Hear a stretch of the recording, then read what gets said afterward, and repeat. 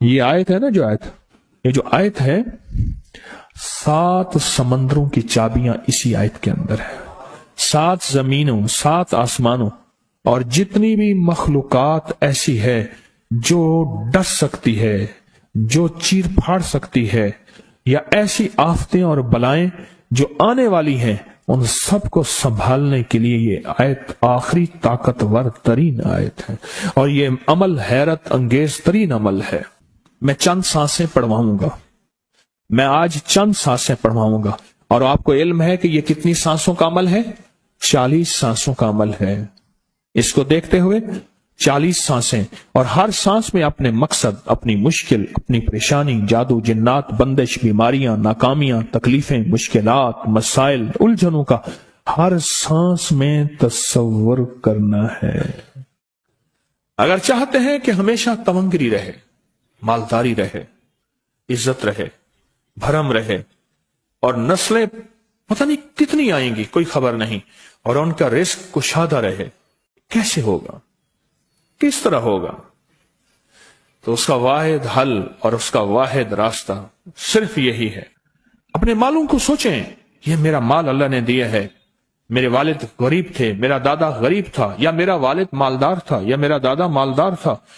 آج اگر ان کی جائیداد اور چیزیں مجھ تک پہنچی ہیں تو ان کے پاس راز کیا تھا؟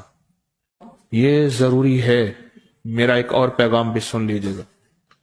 یہ ضروری ہے کہ اپنی نسلوں کو فقیر اور غریب اور منگتا چھوڑ کے نہیں جانا. جتنی استطاعت ہو ان کے لیے اتنا جائیداد، پراپرٹی، مال، کوئی رزق کو چھوٹا سا چھوڑ کے جانا ضروری ہے. اپنی نسلوں کو خالی چھوڑ کے نہ جانا. اگر وسائل ہیں، حلال کے راستے ہیں، اگر نہیں ہیں کوشش کرتے رہیں. اللہ کا مال اللہ کے ذمہ ہے، اللہ کا نظام اللہ کے ذمہ ہے. یہ آپ اگر اپنے پاس کچھ مال رکھتے ہیں، کچھ جائیداد رکھتے ہیں، سونے جواہرات رکھتے ہیں، یا کچھ چیزیں رکھتے ہیں، اگر آپ رزق حلال میں سنبھال کے رکھا ہوا ہے اور سال کے بعد ان کی زکوٰۃ دیتے ہیں اور رکھتے ہیں، تو یہ حرام نہیں ہے، اسباب کے موافق ہے اور توکل کے خلاف نہیں ہے. ایسا کرنے سے آپ گناہگار نہیں ہوں گے. ڈھاکہ میں ایک بازار ہے، اس کا نام خانم بازار ہے. خانم رئیس اعظم تھا، رئیس اعظم. پر اس نے زکوٰۃ، عشر، ہدیات، صدقات کے لیے اپنا مال محفوظ نہ کر سکا. بہت رئیس تھا. اس کے بارے میں تھا کہ 40 دن تک اگر گھوڑی دن رات دوڑتی رہے، گھوڑا دوڑتا رہے تیز رفتار، اس کی جاگیر ختم نہیں ہوگی.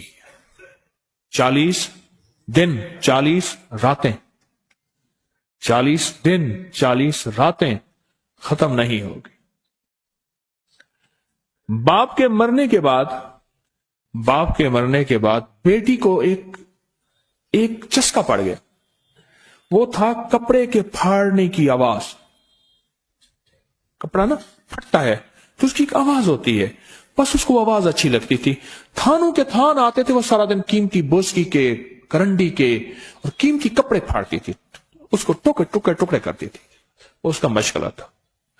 اور بیٹے کو مشغلہ یہ پڑ گیا، اس وقت نئی دیا سلائی آئی تھی، یہ ماچس کی ڈبیاں، تیلیاں، وہ ماچس کی ڈبیاں اور تیلیاں جلاتا تھا. اس کا بارود کی بو سے اچھی لگتی تھی. بارود ہوتے نا، وہ بارود لگا ہوا تھا تو 2 بارود آپس میں ٹکراتے ہیں، شعلہ نکلتا ہے، اس سے بو بھی نکلتی ہے، اس کو بو اچھی لگتی تھی. ایک وقت آیا کہ وہ خالی ہو گیا. اور خانم فارسی کا لفظ اصل میں، وہ ایک اس گلی بازار کے چوراہے میں کھڑی ہوتی تھی ایک جگہ اور بھیک مانگتی تھی، اور اس کے نام پہ خود بازار کا نام خانم بازار پڑ گیا. میں جھنگ میں گیا، پرانی بات ہے، ہمارے ایک مخلص ہیں ان کے ہاں، ایک چوک میں کھڑا تھا. تو وہ چوک سے ان کی گاڑی لینے آئی کہ آگے راستہ سمجھ نہیں آ رہا تھا. تو مجھے کہنے لگے آپ میری گاڑی میں بیٹھ جائیں. میں ان کی گاڑی میں بیٹھ گیا. مجھ سے کہنے لگے یہ جو چوک ہے نا، فلاں، میں نام نہیں لیتا، فلاں. اس کی اتنی جاگیر تھی کہ 3 دن 3 راتیں گھوڑی دوڑتی رہتی تھی، ختم نہیں ہوتی تھی. اور پھر ان کی نسلوں میں کوئی ایسا آیا اور خود اس کو کوئی ایسی چیز پڑ گئی کہ ایک وقت تھا اسی چوک پہ کھڑے ہو کے بھیک مانگتا تھا. اور ایک دفعہ سخت سردی تھی، بھیک مانگ رہا تھا، سردی میں ٹھٹر گیا اور ٹھٹر کے تو میں چھپ گئے جیسے آج کل سردی ہے.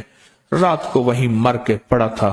صبح اٹھایا، کچھ لوگوں نے چندہ کر کے کفن دے کے دفن کر دیا. میرے حضور کا فرمان ہے اپنے مالوں کو زکوٰۃ کے ذریعے محفوظ کرو، محفوظ کر لو. اگر محفوظ نہ کیا، نسلوں میں فقر اور فاقے، غربت، تنگ دستیاں، فقیری اور منگتا ہونا نسلوں کو دیکھے جائیں گے.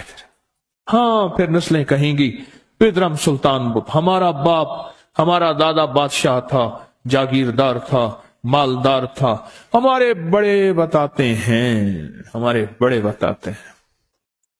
زندگی بھر کے لیے فقر، فاقہ، غربت اور تنگ دستی سے بچے رہیں گے. غیب سے اللہ کا نظام ایسا چلے گا، ایسا چلے گا، ایسا چلے گا. اللہ سارے بھوکے ہوں گے، سارے پیاسے ہوں گے، سارے فقیر ہوں گے، سارے منگتے ہوں گے. اللہ تجھے کھلائے گا بھی صحیح، پلائے گا بھی صحیح، سلائے گا بھی صحیح. عزت کے تکیے، عزت کے لقمے، عزت کے جام، عزت کے جام. مالک بن دینار رحمت اللہ علیہ کے پاس ایک بندہ ہدیہ لے کے آیا. اللہ کے ولی تھے. حضرت ہدیہ قبول فرمائے. آپ قبول فرما لیتے تھے، کسی کا نہیں کرتے تھے. میں نہیں لیتا، تیرا رزق حلال نہیں ہے. دیکھ کے فرما دی تیرا رزق حلال نہیں. دیکھ کے فرمایا تیرا رزق حلال نہیں. انہیں حضور حلال ہے، فرمایا نہیں ہے.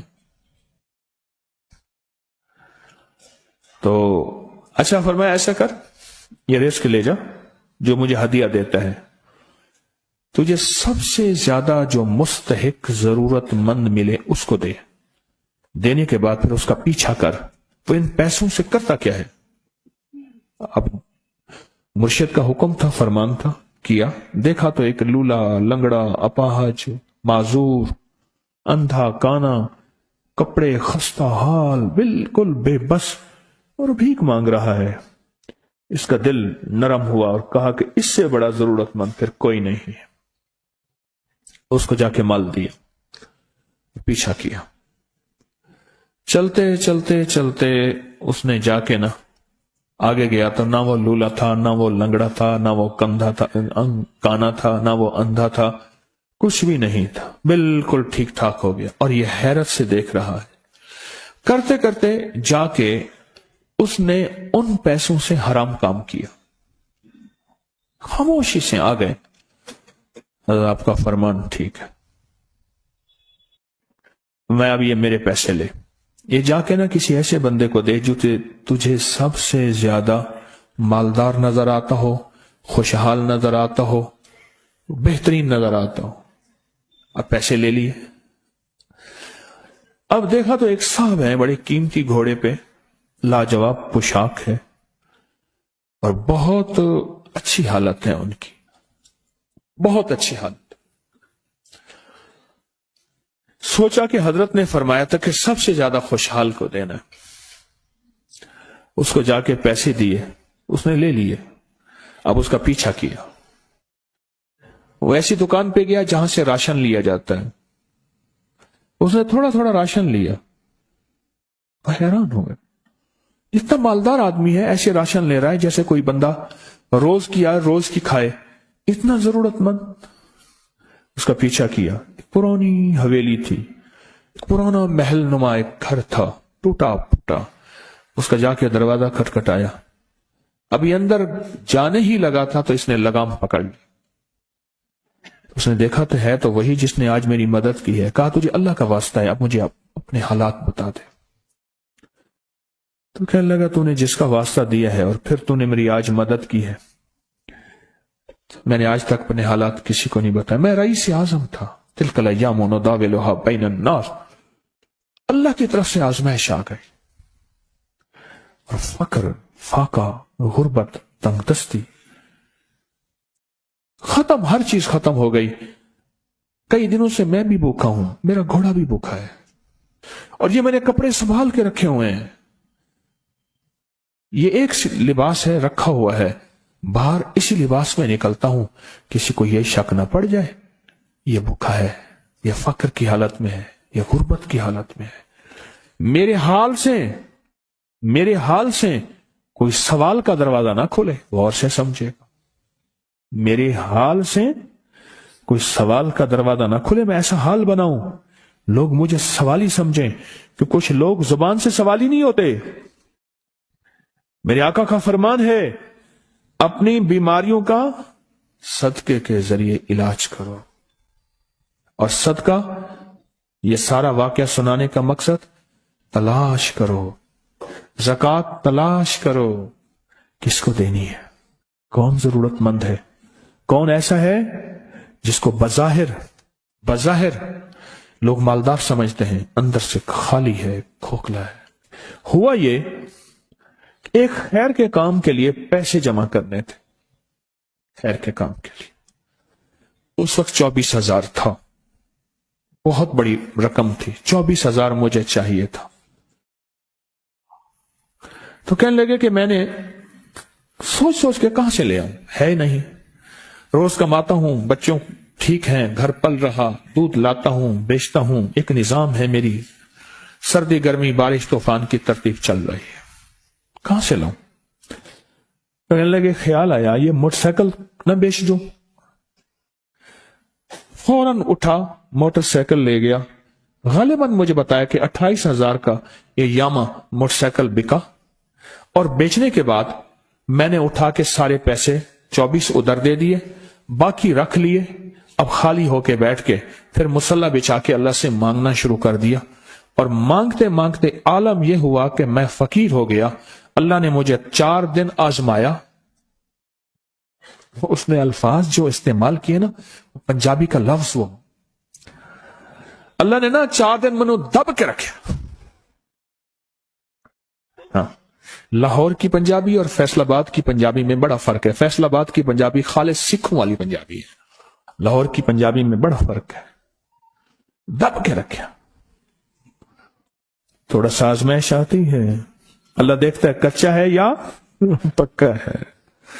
कहा, बस उसके बाद मैंने अल्लाह से कहा, अल्लाह, तारिक बिन जियाद ने सारी कश्तियां जला दी थी, और कहा, कहो अब बताओ अपनी फौजों को कहां भागोगे, इधर भी मौत है इधर भी मौत है, फिर लड़ते लड़ते मर जाओ, पीछे समंदर की मौत ठीक, और आगे दुश्मन की मौत है, कश्तियां सारी आग लगवा दी, अब करो, बोलो क्या करोगे, बोलो क्या करोगे।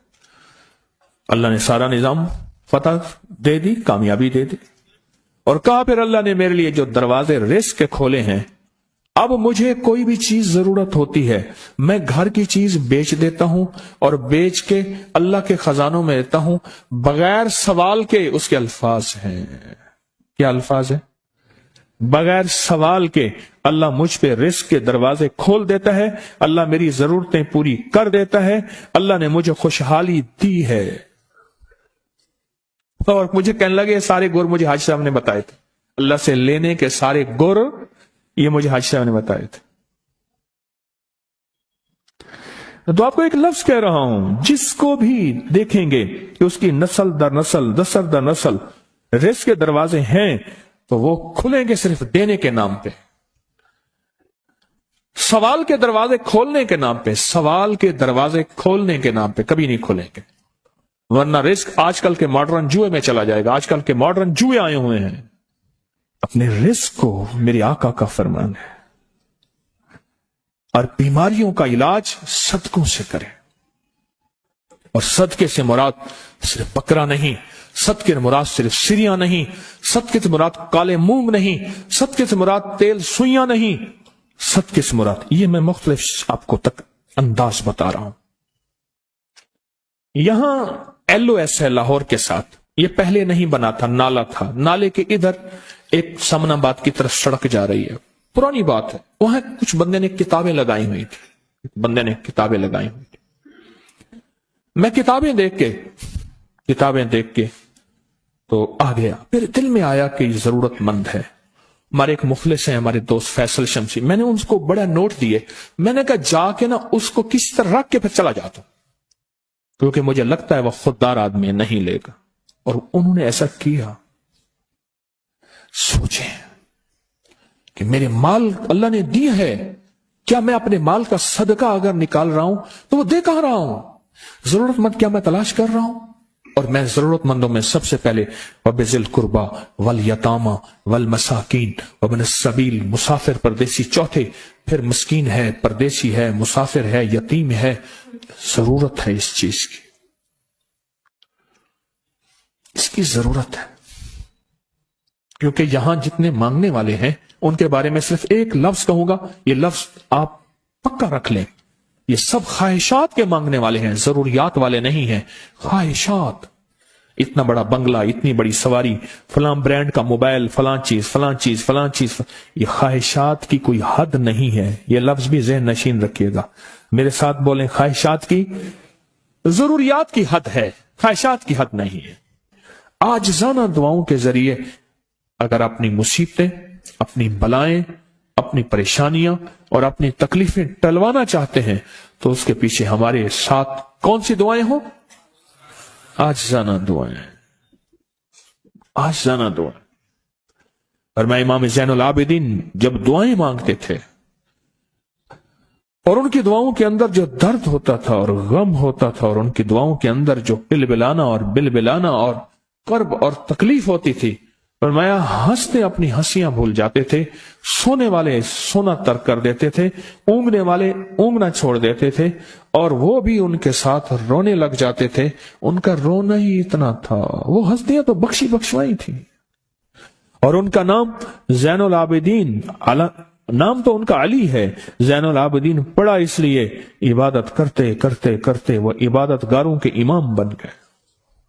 یہ تسبیح خانہ جو آپ کو راستے دے رہا ہے، تسبیح خانہ جو منزلیں دے رہا ہے، یہ راستہ، یہ منزل ساری کے ساری اس لیے ہے کہ اس منزل اور راستے کے پیچھے دعاؤں کی طاقت ہے، دعاؤں کی طاقت ہے۔ ان دعاؤں اور اعمال کو اپنے ساتھ ایسے سینے سے لگا لیں۔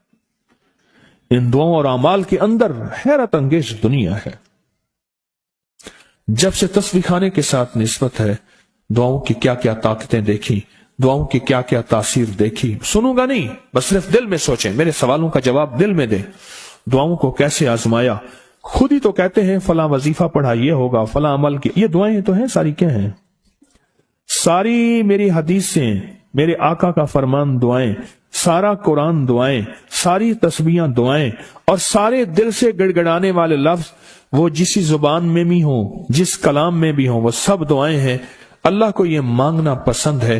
اللہ کہتا ہے پھر وہ مصیبتیں جو کھجور کے درختوں سے نیچے آ چکی ہوتی ہیں، میں ان کھجوروں کو بھی، ان درختوں کو بھی، ان مصیبتوں کو بھی ٹال دیتا ہوں، اور وہ مصیبتیں جو تیری آنکھیں نے دیکھ چکی ہیں ان کو بھی ٹال دیتا ہوں، اور وہ بلائیں آفات جو زندگی میں تیرے سامنے ہیں ان کو بھی ٹال دیتا ہوں۔ یہ ساری بلائیں اور آفات اور یہ ساری تکلیفیں میں اس وقت ٹال دیتا ہوں جب تیری دعاؤں کی طاقت تیرے سامنے آ کے کھڑی ہوتی ہے، کیونکہ دعاؤں کی ایک طاقت ہے، دعاؤں کی ایک تاثیر ہے، دعاؤں کا ایک حصار ہے، دعاؤں کا ایک کوٹ ہے، اور دعاؤں کا ایک قلعہ ہے، اور دعائیں ایک ڈیفنس وال ہیں، اور دعائیں حفاظت کا نظام ہے، اور دعاؤں سے آفتیں، بلائیں، مصیبتیں، تکلیفیں ایسی ٹل جاتی۔